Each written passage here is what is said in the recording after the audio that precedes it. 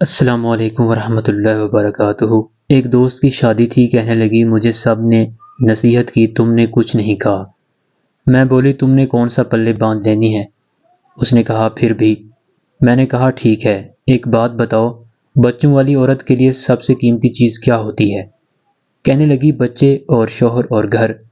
میں نے کہا عورت اپنے بچے دینا تو دور کی بات، کسی کو ہاتھ بھی لگانے نہیں دیتی، لیکن دیکھو وہ خاتون تمہیں اپنا بیٹا دینے جا رہی ہے، 100 وہمیں ہوں گے دل میں، دھڑکا سا لگا رہے گا کہ پتہ نہیں کب بیٹا چھن جائے گا۔ یہ ڈر بڑھاپے میں جڑ پکڑ لیتا ہے، ان کا بیٹا نہ چھیننا۔ بہت دفعہ تناؤ آئے گا، وہ ماں ہوگی، تم صبر کر لینا۔ انہیں آہستہ آہستہ یقین ہو جائے گا کہ تم چھیننے نہیں بانٹنے آئی ہو۔ تھوڑی تم جگہ چھوڑنا، تھوڑی وہ چھوڑیں گے، تو زندگی سہل رہے گی۔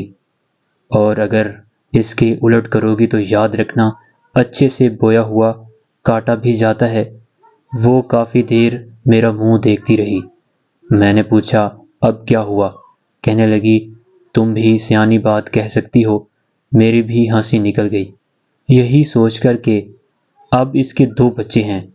ساس سسر سے مثالی تعلقات، مشورہ ہو یا نصیحت، کوئی مانگے تو ایمانداری سے دیا کریں، یہ آپ کے پاس امانت ہوتی ہے۔